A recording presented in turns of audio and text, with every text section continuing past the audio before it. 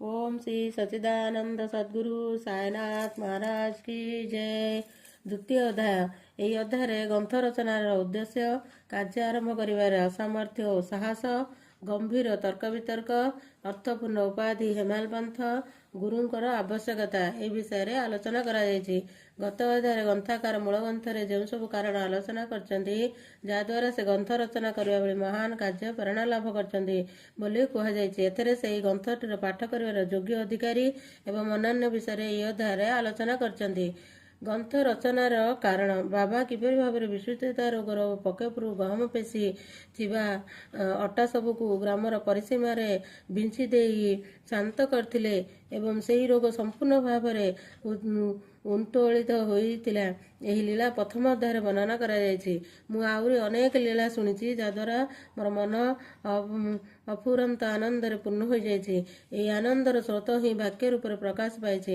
ମୋର ଏକଥା ମଧ୍ୟ ମନେ ଅଛି ଯେ ଏହି ମହାନ ଆଶ୍ଚର୍ଯ୍ୟଜନକ ଲୀଳାର ବର୍ଣ୍ଣନା ଭାଷ୍ୟକାର ଭକ୍ତମାନଙ୍କ ପାଇଁ ଅତ୍ୟନ୍ତ ମନୋରଞ୍ଜନ ଓ ଶିକ୍ଷାପ୍ରଦ ପ୍ରମାଣିତ ହେବେ। ଏହି ଲୀଳାବର୍ତ୍ତ ଗାନ କଲେ ସେମାନଙ୍କର ପାପ ସମୂଳେ ନଷ୍ଟ ହୋଇଯିବ। ତେଣୁ ମୁଁ ବାବାଙ୍କର ପବିତ୍ର ଜୀବନ କଥା ଏବଂ ତାଙ୍କର ମଧୁର ଉପଦେଶ ଲେଖିବାକୁ ଆରମ୍ଭ କରିଛି। ଶ୍ରୀ ସାଇ ବାବାଙ୍କର ଜୀବନୀ ଜଟିଳ ଛଡ଼ା ସଂକୀର୍ଣ୍ଣ ନୁହେଁ, ବରଂ ସତ୍ୟ ଆଧ୍ୟାତ୍ମିକ ମାର୍ଗରେ ବାସ୍ତବିକ ଦିଗଦର୍ଶନ କରିଥାଏ। ସେ ହେମାଳ ମଧ୍ୟ ମନେହୁଏ ସେ ଏହି କାର୍ଯ୍ୟ ପାଇଁ ଉପଯୁକ୍ତ ନୁହନ୍ତି। ମୁଁ ତ ନିଜର ପ୍ରିୟ ବନ୍ଧୁ ଜୀବନୀ ସମ୍ପର୍କରେ ଭଲ ଭାବରେ ପରିଚିତ ନୁହେଁ କିମ୍ବା ନିଜର ସ୍ୱଭାବ ବିଷୟରେ ମଧ୍ୟ ନୁହେଁ, ତେବେ ମୋତେ ମୋ ମନରେ ମୋ ଭଳି ଜଣେ ମୂଢ଼ ମଣିଷ ଏପରି ଜଣେ ମହାନ ସତ୍ପୁରୁଷ ଜୀବନୀ ଲେଖିବାର ଦୁଃସାହସ କିପରି କରିପାରେ?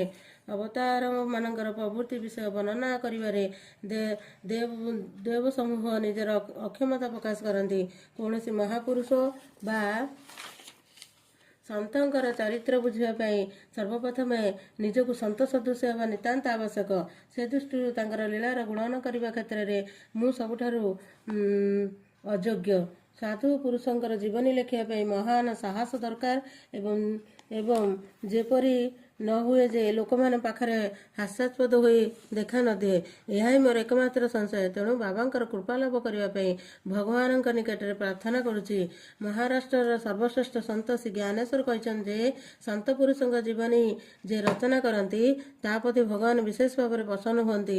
ଭକ୍ତଗଣ ସାଧୁସନ୍ଥମାନଙ୍କର ସେବା କରିବା ସର୍ବଦା ଉତ୍ସୁକ ଥାନ୍ତି। ସେଇଥିରେ ସନ୍ଥମାନେ ମଧ୍ୟ କୃପା ଦାନ କରି କାର୍ଯ୍ୟଟିକୁ ସମ୍ପୂର୍ଣ୍ଣ କରାଇ ଦିଅନ୍ତି।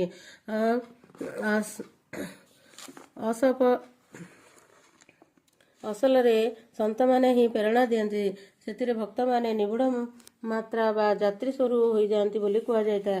ଉଦାହରଣ ସ୍ୱରୂପ କବି ମହୀପତି ସନ୍ଥ ଚରିତ ଲେଖିବାର ପ୍ରେରଣା ପାଆନ୍ତି। ଏହି ଅନ୍ତଃପ୍ରେରଣାର ଫଳସ୍ୱରୂପ କାବ୍ୟ ସମ୍ପୂର୍ଣ୍ଣ ହୁଏ। ଲେଖିବାର ଠିକ୍ ଏହି ଭାବରେ ଦାସଗୁଣଙ୍କର ସେବା ସ୍ୱୀକୃତ ହୋଇଥିଲା।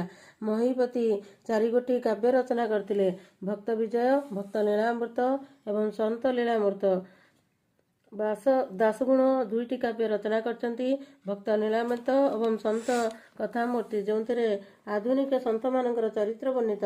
ଭକ୍ତ ଲୀଳାମୃତରେ ଅଧ୍ୟାୟ 31, 32 ଓ 33 ଓ ସନ୍ଥ କଥାମୃତରେ ଅଧ୍ୟାୟ 57ରେ ଶ୍ରୀ ସାଇ ବାବାଙ୍କର ମଧୁର ଜୀବନୀ, ତାଙ୍କର ଅମୂଲ୍ୟ ତୁଲ୍ୟ ଉପଦେଶ ଖୁବ୍ ସୁନ୍ଦର ମନୋରଞ୍ଜନ ଶୈଳୀରେ ଲେଖାଯାଇଛି। ଏଗୁଡ଼ିକ ଶ୍ରୀ ସାଇ ଲୀଳା ପତ୍ରିକାର 11, 12 ଓ 13 ସଂଖ୍ୟାରେ ଉଦ୍ଧୃତ ହୋଇଛି। ପାଠକମାନଙ୍କୁ ଅନୁରୋଧ ଯେ ସେମାନେ ଏହି ଅଧ୍ୟାୟଗୁଡ଼ିକୁ ପାଠ କରନ୍ତୁ। ଏହିପରି ମଧ୍ୟ ଶ୍ରୀ ସାଇ ବାବାଙ୍କର ଅଦ୍ଭୁତ ଲୀଳାର ବର୍ଣ୍ଣନା ଗୋଟିଏ ଛୋଟ ପୁସ୍ତକରେ ବାନ୍ଦ୍ରାର ଶ୍ରୀମତୀ ସାବିତ୍ରୀବାଈ ରଘୁନାଥ ତେନ୍ଦୁଲକର ଖୁବ୍ ସୁନ୍ଦର ଭାବରେ ବର୍ଣ୍ଣନା କରିଛନ୍ତି। ଶ୍ରୀ ଦାସଗୁଣ ମହାରାଜ ଶ୍ରୀ ସାଇବାବାଙ୍କ ମହିମା ବିଷୟରେ ଅନେକ ଲଳିତ କବିତା ରଚନା କରିଛନ୍ତି। ଆଉ ଜଣେ ଭକ୍ତ ଶ୍ରୀ ଅମିଦାସ ଭବାନୀ ମେହେତା ମଧ୍ୟ ବାବାଙ୍କର ସମ୍ପର୍କରେ କିଛି କଥା କାହାଣୀ ଗୁଜରାଟୀ ଭାଷାରେ ପ୍ରକାଶ କରିଛନ୍ତି। ସାଇ ପ୍ରଭା ନାମରେ ପତ୍ରିକାର ଶିରିଡ଼ିର କିଛି ଲୀଳା ଶିରିଡ଼ିର ସଂସ୍ଥାନ ଦ୍ୱାରା ପ୍ରକାଶ ପାଇଛି। ତେଣୁ ଏହି ସ୍ୱାଭାବିକ ପ୍ରଶ୍ନ ଉଠେ ଯେ ଯେତେବେଳେ ଶ୍ରୀ ସାଇନାଥ ମହାରାଜଙ୍କ ଜୀବନ ଉପରେ ଆଲୋକପାତ କରିବା ପାଇଁ ଏତେ ସାହିତ୍ୟ ରହିଛି, ସେତେବେଳେ ଆଉ ଗୋଟିଏ ଗ୍ରନ୍ଥ ସାଇ ସଚ୍ଚରିତ୍ର ରଚନା କରିବାର ଆବଶ୍ୟକତା କ'ଣ ରହିଛି? ଏହାର ଉତ୍ତରରେ କେବଳ ଏତିକି କୁହାଯାଇପାରିବ ଯେ ଶ୍ରୀ ସାଇ ବାବାଙ୍କ ଜୀବନୀ ମହାସାଗର ଭଳି ଅଗାଧ ଓ ବିସ୍ତୃତ। ଯଦି ଏହାର ଗଭୀରକୁ ପ୍ରବେଶ କରାଯାଏ ତେବେ ଜ୍ଞାନ ଓ ଭକ୍ତି ରୂପକ ଅମୂଲ୍ୟ ରତ୍ନ ସହଜରେ ମିଳିପାରିବ। ଶ୍ରୀ ସାଇବାବାଙ୍କର ଜୀବନୀ, ତାଙ୍କର ଦୃଷ୍ଟାନ୍ତ ଓ ଉପଦେଶ ମହାନ ଓ ଆଶ୍ଚର୍ଯ୍ୟଜନକ। ଦୁଃଖୀ ଦୁର୍ଭାଗ୍ୟଗ୍ରସ୍ତ ଲୋକ ଏହାଦ୍ୱାରା ସୁଖ, ଶାନ୍ତି ଓ ପାରଲୌକିକ ସହ ଲାଭ କରିପାରନ୍ତି। ଯଦି ଶ୍ରୀ ସାଇବାବାଙ୍କ ଉପଦେଶଗୁଡ଼ିକ ଏକାଗ୍ର ମନରେ ଶ୍ରବଣ ଅନୁଧ୍ୟାନ କରାଯାଏ ତେବେ ଭକ୍ତମାନେ ସହଜରେ ନିଜ ନିଜର ମନବାଞ୍ଛିତ ଫଳ ପ୍ରାପ୍ତ କରିପାରିବେ। ଅଥବା ବ୍ରହ୍ମଙ୍କ ସହିତ ଅଭିନ୍ନତା, ଅଷ୍ଟାଙ୍ଗ ଯୋଗରେ ସିଦ୍ଧି, ଧ୍ୟାନାନନ୍ଦ ଇତ୍ୟାଦି ପ୍ରାପ୍ତି ଖୁବ୍ ସହଜରେ ହୋଇପାରିବ। ଏହି ପ୍ରକାର ଧାରଣା ମୋ ମନରେ ସୃଷ୍ଟି ହେବାରୁ ମୁଁ ଚରିତ୍ରର କଥାଗୁଡ଼ିକୁ ସଂକଳନ କରିବାକୁ ଆରମ୍ଭ କରିଦେଇଛି। ଏହା ସହିତ ମୋ ମନରେ ଏହି ବିଚାର ଉଦ୍ରେକ ହୁଏ ଯେ ଆମ ପାଇଁ ସବୁଠାରୁ ଉତ୍ତମ ସାଧନା ଏହାଟେ। ଯେଉଁ ସରଳ ସହଜ ଲୋକେ ବାବାଙ୍କର ଦର୍ଶନ ପାଇଁ ନିଜ ନିଜର ଦୃଷ୍ଟିକୁ ଧନ୍ୟ କରିବା ସୁଯୋଗ ପାଇନାହାନ୍ତି, ସେମାନଙ୍କ ପାଇଁ ଏହି ଚରିତ୍ର ଅତ୍ୟନ୍ତ ଆନନ୍ଦଦାୟକ ହେବ। ସୁତରାଂ ମୁଁ ମୋର ଅହଙ୍କାରକୁ ବାବାଙ୍କର ଶ୍ରୀଚରଣରେ ସମର୍ପଣ କରିଦେଇଛି।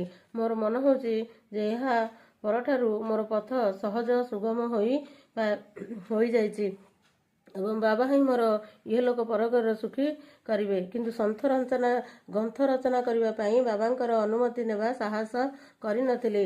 ତେଣୁ ମୁଁ ମାଧବ ରାଓ, ଯାହାଙ୍କୁ ବାବାଙ୍କର ଭକ୍ତଙ୍କ ମଧ୍ୟରେ ଅଗ୍ରଣୀ ମନେ କରାଯାଏ, ତାଙ୍କୁ ଏହି କାର୍ଯ୍ୟର ଭାର ଦେଲି। ସେ ମୋ ତରଫରୁ ବାବାଙ୍କ ନିକଟରୁ ଗ୍ରନ୍ଥ ରଚନା କରିବା ଅନୁମତି ଦେବାକୁ ଅନୁରୋଧ କଲେ। ସେ ଏଥର ବାବାଙ୍କୁ ନିର୍ମମ ଭାବରେ ପ୍ରାର୍ଥନା ଜଣାଇଲେ, ଏଇ ଆନ୍ନା ସାହେବ ଆପଣଙ୍କ ଜୀବନୀ ଲେଖିବାକୁ ଅତ୍ୟନ୍ତ ଉତ୍ସୁକ। ତେଣୁ ଆପଣ ଦୟାକରି କହିବେ ନାହିଁ ଯେ ମୁଁ ତ ଗୋଟିଏ ଫକୀର, ମୋର ଜୀବନୀ ଲେଖିବାର ଦରକାର କ'ଣ?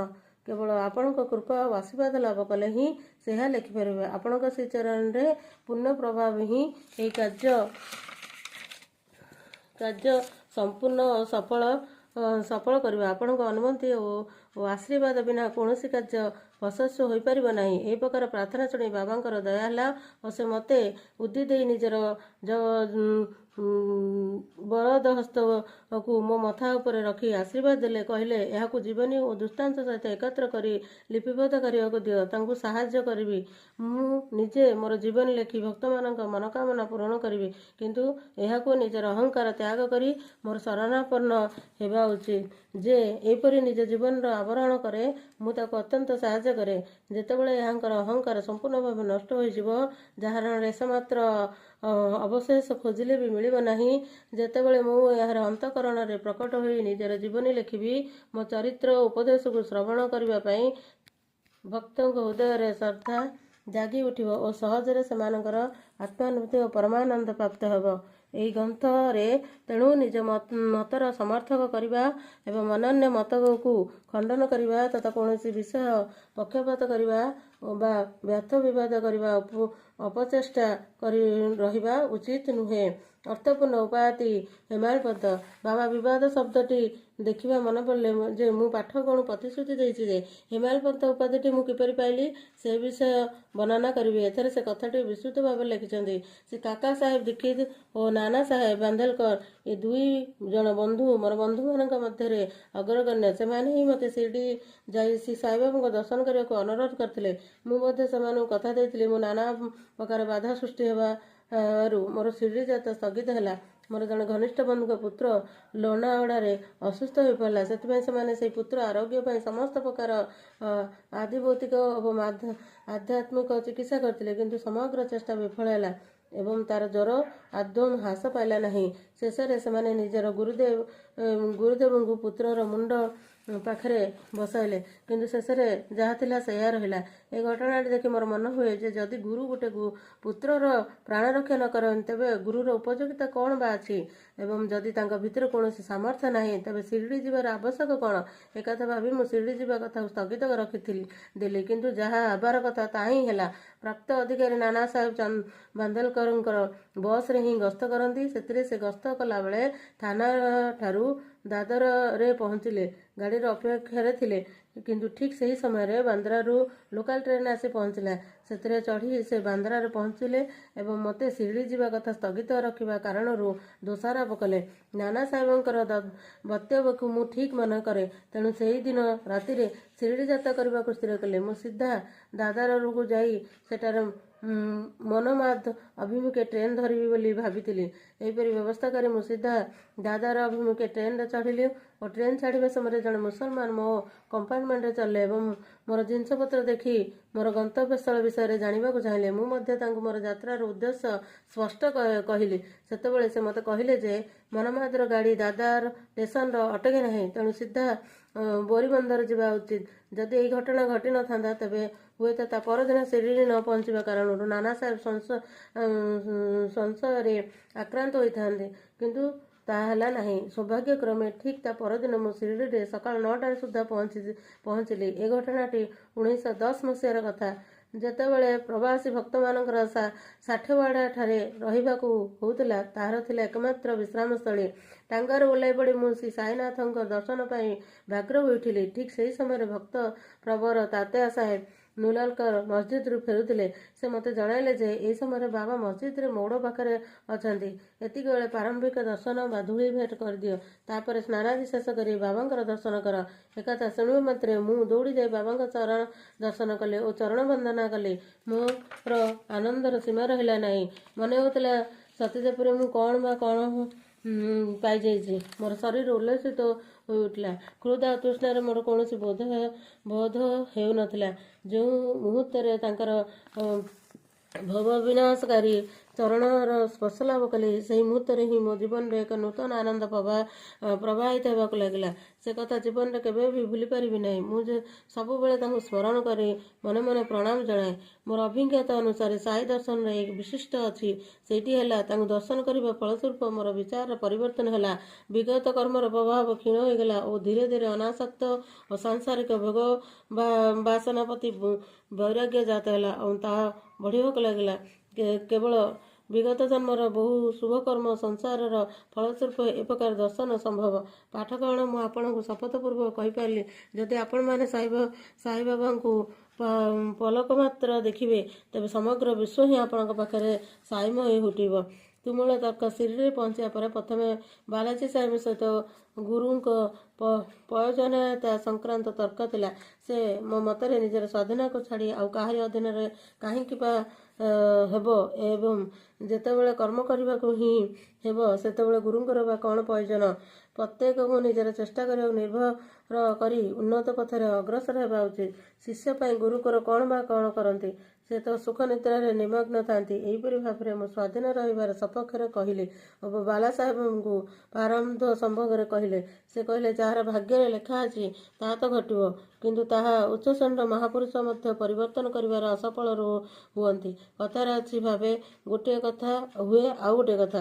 ତାପରେ ବାଲା ସାହେବ ପରାମର୍ଶ ଦେବା ଭଙ୍ଗୀରେ କହିଲେ, ଭାଇ, ତୁମର ଏକ ବିଦ୍ୟା ବୁଦ୍ଧି ଛାଡ଼ିଦିଅ। ଏ ପ୍ରକାର ଅହଙ୍କାର ତୁମକୁ କୌଣସି ପ୍ରକାର ସାହାଯ୍ୟ କରିବ ନାହିଁ। ଏହିପରି ଦୁଇ ପକ୍ଷ ଭିତରେ ବିତର୍କରେ 1 ଘଣ୍ଟା ବିତିଗଲା। ଶେଷକୁ ନିରୁପାୟ ହୋଇ ସେ ବିବାଦ ସ୍ଥଗିତ ରଖାଗଲା। କିନ୍ତୁ ଏହା ଫଳସ୍ୱରୂପ ମୋର ମାନସିକ ଶାନ୍ତି ନଷ୍ଟ ହୋଇଗଲା ଏବଂ ମୁଁ ଅନୁଭବ କଲି ଯେ ଯେତେବେଳେ ପର୍ଯ୍ୟନ୍ତ ଗଭୀର ବୈଭବବୁଦ୍ଧିର ଆଚରଣ ଭିତରେ ରହିବ, ସେତେବେଳେ ପର୍ଯ୍ୟନ୍ତ ଏ ପ୍ରକାର ବିବାଦ ଓ ଅହଙ୍କାର ରହିବ।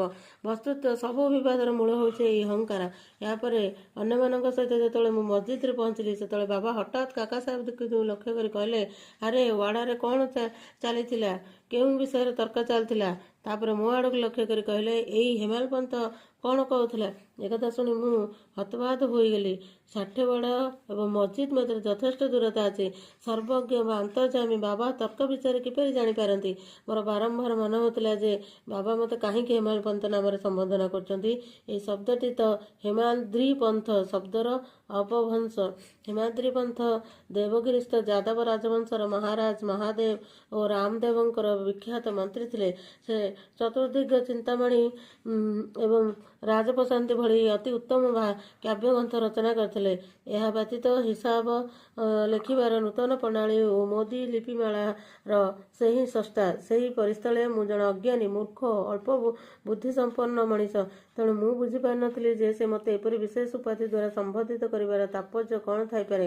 ଏ ସଂକ୍ରାନ୍ତ ଗଭୀର ବିଶ୍ଳେଷଣ କଲା ପରେ ମୋର ମନେ ହେଲା ଯେ ବୋଧହୁଏ ମୋର ଅହଙ୍କାର ଚୂର୍ଣ୍ଣ କରିବା ପାଇଁ ବାବା ଏହି ଅସ୍ତ୍ରଟି ବ୍ୟବହାର କଲେ। ଭବିଷ୍ୟତରେ ସତରେ ଯେପରି ମୁଁ ସମ୍ପୂର୍ଣ୍ଣ ରୂପେ ନିରଭିମାନୀ ବିନମ୍ର ହୋଇପାରିବି। କିନ୍ତୁ ଏହା ମୋର ବାଦୁର୍ଯ୍ୟ, ଏକ ପ୍ରକାର ପ୍ରଶଂସା। ଭବିଷ୍ୟତ ପ୍ରତି ଦୃଷ୍ଟିପାତ କଲେ ଜଣାଯାଏ ବାବା ଦ୍ୱାରା ହିମାଳୟ ପନ୍ଥ ଉପାଧିଟି ଦେବା କେତେ ଅର୍ଥପୂର୍ଣ୍ଣ ଓ ଦୂରଦୃଷ୍ଟିର ପରିଚାୟକ ହୋଇଥିଲା। ସମସ୍ତେ ଜାଣନ୍ତି ଯେ କାଳାନ୍ତରରେ ଦାଭୋଲକର ଶ୍ରୀ ସାଇବାବା ସଂସ୍ଥାନର ପରିଚାଳନା ଅତୁଳନୀୟ ଦକ୍ଷତାର ସହିତ କରିପାରିଛନ୍ତି ଏବଂ ତା ସହିତ ମହାକାବ୍ୟ ଶ୍ରୀ ସାଇ ସଚ୍ଚରିତ୍ର ଲେଖିଛନ୍ତି। ଏହି ଗ୍ରନ୍ଥରେ ଗୁରୁତ୍ୱପୂର୍ଣ୍ଣ ଓ ଆଧ୍ୟାତ୍ମିକ ବିଷୟଗୁଡ଼ିକ ତଥା ଜ୍ଞାନ, ବୈରାଗ୍ୟ, ଶରଣାଗତି, ଆତ୍ମନିବେଦନ ଇତ୍ୟାଦିର ସମାଦେଶ ହୋଇଥିବାର ଦେଖାଯାଏ। ଗୁରୁଙ୍କର ପ୍ରୟୋଜନୀୟତା ଏ ବିଷୟରେ ବାବାଙ୍କର ମତ କ'ଣ ଥିଲା? ତାପରେ ହିମାଳୟ ମନ୍ତ୍ର ଦ୍ୱାରା କୌଣସି ଶ୍ରୁତିର ଅଲକ୍ଷ୍ୟ ନାହିଁ। କିନ୍ତୁ କାକା ସାହେବ ଦୀକ୍ଷିତ ଏ ବିଷୟରେ ଗୋଟିଏ ଲେଖା ଲେଖିଛନ୍ତି। ବାବାଙ୍କ ସହିତ ସାକ୍ଷାତ କରିବାର ପରଦିନ ହିମାଳୟ ପନ୍ଥ ଏଇ କାକା ସାହେବ ଘରକୁ ଫେରିଯିବା ପାଇଁ ଅନୁମତି ଆଣିବାକୁ ବାବାଙ୍କ ପାଖକୁ ମସଜିଦକୁ ଗଲେ। ବାବା ମଧ୍ୟ ତାଙ୍କୁ ସ୍ୱୀକୃତି ଦେଲେ। କେହି ପ୍ରଶ୍ନ କଲା, ବାବା କେଉଁଠାକୁ ଯିବ? ବାବା ଉତ୍ତର ଦେଲେ, ଉପରକୁ ଯାଅ। ପ୍ରଶ୍ନର ପଥ କିପରି? ବାବା, ଅନେକ ପଥ ଅଛି। ଗୋଟିଏ ପଥ ଏଇଠାରୁ ଯାଉଛି, କିନ୍ତୁ ଏ ପଥଟି ଅତ୍ୟନ୍ତ ଦୁର୍ଗମ ଓ ହିଂସ୍ର ଜନ୍ତୁମାନଙ୍କର ଆକ୍ରମଣର ଭୟ ବି ରହିଛି। କାକା ସାହେବ କହିଲେ, ଯଦି ପଥ ପ୍ରଦର୍ଶକ ସାଙ୍ଗରେ ଥାନ୍ତି ତାହେଲେ? ବାବା କହିଲେ, ତାହେଲେ କୌଣସି କଷ୍ଟ ହେବ ନାହିଁ। ଯେ ତୁମକୁ ହିଂସ୍ର ଜନ୍ତୁଙ୍କ ଆକ୍ରମଣ ରକ୍ଷା କରି ନିର୍ଦ୍ଦିଷ୍ଟ ସ୍ଥାନରେ ପହଞ୍ଚାଇ ଦେବେ। କିନ୍ତୁ ତାଙ୍କର ଅନୁପସ୍ଥିତିରେ ଅରଣ୍ୟ ମଧ୍ୟରେ ପଥଭ୍ରଷ୍ଟ ହେବାର ବା କୌଣସି ଗଭୀର ଗର୍ତ୍ତରେ ପଡ଼ିଯିବାର ସମ୍ଭାବନା ମଧ୍ୟ ଅଛି। ଏହି ବାର୍ତ୍ତାଳାପ ହେବା ସମୟରେ ଦାଭୋଲକର ସେଠାରେ ଉପସ୍ଥିତ ଥିଲେ। ସେ ଭାବିଲେ ଯେ ଯାହା ବାବା କହିଛନ୍ତି ସେଇଟି ଏକ ଲୋକଟିର ପ୍ରଶ୍ନର ଉତ୍ତର ଯେ ଗୁରୁର ପ୍ରୟୋଜନୀୟତା କ'ଣ। ସେ ଏକାଥରକ ପାଇଁ ମନେ ମନେ ଠିକ୍ କରିନେଲେ ଯେ ଏ ସମ୍ପର୍କରେ ଆଉ କେଉଁଦିନ ବାଦବିବାଦ କରିବେ ନାହିଁ। ଯେ ସ୍ୱାଧୀନତା ବା ପରାଧୀନତା ବ୍ୟକ୍ତି ଆଧ୍ୟାତ୍ମିକ କ୍ଷେତ୍ରରେ କିପରି ସଫଳ ହେବ, ବରଂ ପରମାର୍ଥ ଲାଭ ମାର୍ଗରେ ଗୁରୁର ଉପଦେଶ ପାଳନ କରିବା ହିଁ ଉଚିତ। ଏହି ଉପଦେଶାବଳୀ ସମ୍ପର୍କରେ ମୂଳ ଗ୍ରନ୍ଥରେ ଗୋଟିଏ ଅଧ୍ୟାୟ ବର୍ଣ୍ଣନା କରାଯାଇଛି, ଯେଉଁଥିରେ ଲେଖାଯାଇଛି ଯେ ଶ୍ରୀରାମ ଗୁରୁ ବଶିଷ୍ଠ ଓ ଶ୍ରୀକୃଷ୍ଣ ଗୁରୁ ସନ୍ଦୀପନୀଙ୍କର ଶରଣ ନେବାକୁ ହୋଇଥିଲା। ତେଣୁ ଏ ପଥର ଉନ୍ନତ ପାଇଁ ଶ୍ରଦ୍ଧା ଓ ଧୈର୍ଯ୍ୟ ଏ ଦୁଇଟି ଗୁଣର ଆବଶ୍ୟକ ନେବାକୁ ହେବ। ଶ୍ରୀ ସାଇନାଥ ପରମସ୍ତୁ। ଶୁଭମ୍ ଭବତୁ।